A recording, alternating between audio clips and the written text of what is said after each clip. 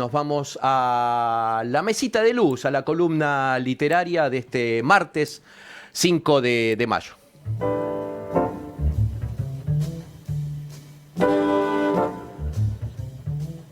Bien, y seguimos con música, ¿no? Decía antes que el día jueves 30 de abril se celebró el Día Internacional del Jazz y esta mesita de luz va a estar dedicada a esta relación del jazz y la literatura, ¿no? El jazz en la literatura. Y hay una idea que sobrevuela tanto la literatura como el jazz, que lo importante no es solo lo que se dice, sino cómo se dice.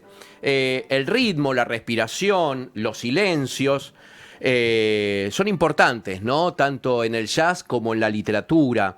Y en la literatura pasa algo parecido al jazz, ¿no? Hay textos que no avanzan en línea recta, sino que improvisan. Por eso no es casual que tantos escritores hayan sentido al jazz como una especie de lengua materna.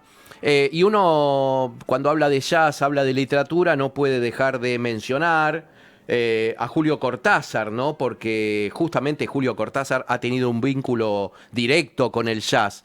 En Rayuela, una de sus obras más importantes, el jazz es una forma de pensar justamente la novela. La estructura fragmentaria, el orden alterado, los capítulos que no siguen una línea, sino que se puede leer el capítulo 32, pasas al capítulo 26, tiene que ver un poco con la libertad que tiene el jazz, con eso de la improvisación. Y también Julio Cortázar, no solamente en Rayuela, sino también en su obra, en su relato, El perseguidor, va mucho más lejos, ¿no? Porque se mete justamente en la mente de un músico de jazz inspirado en Charlie Parker. Y hay un pasaje del cuento del perseguidor, lo recomiendo leerlo, esta misma tarde lo pueden leer o a la noche antes de dormirse. Hay un pasaje que resume esa obsesión por atrapar lo inacible. Esto lo estoy tocando mañana, dice ese protagonista del perseguidor del cuento de Cortázar.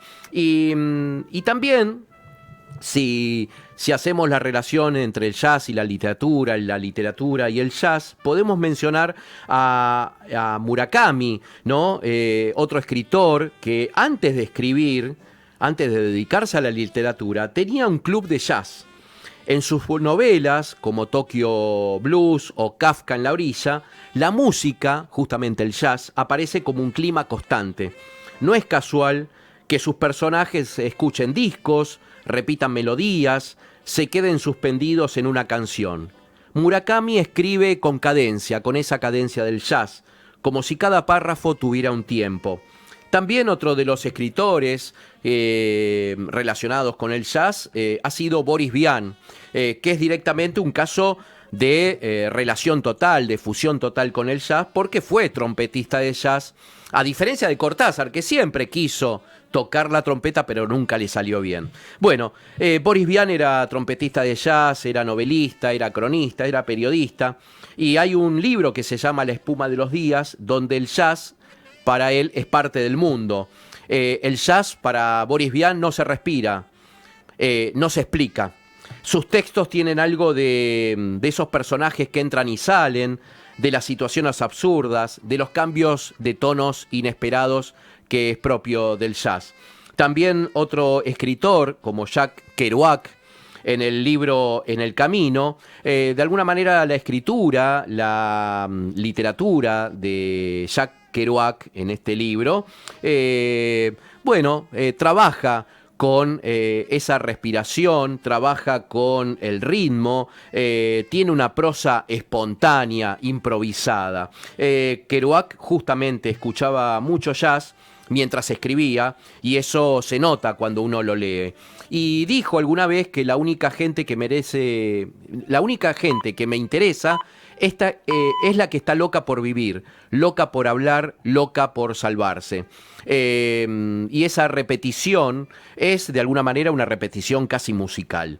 En el fondo, jazz y literatura comparten una misma ética. la libertad dentro de una estructura. Hay reglas, sí, pero están para romperse justamente. Y hay un tema, pero cada ejecución es distinta. Y quizás por eso, cuando un escritor se acerca al jazz, no intenta describirlo como si fuera un objeto. Hace otra cosa, lo incorpora. Escribe con ese swing, escribe con pausas, con desvíos. Porque al final, tanto el jazz como la literatura hacen lo mismo. Nos enseñan a escuchar de otra manera.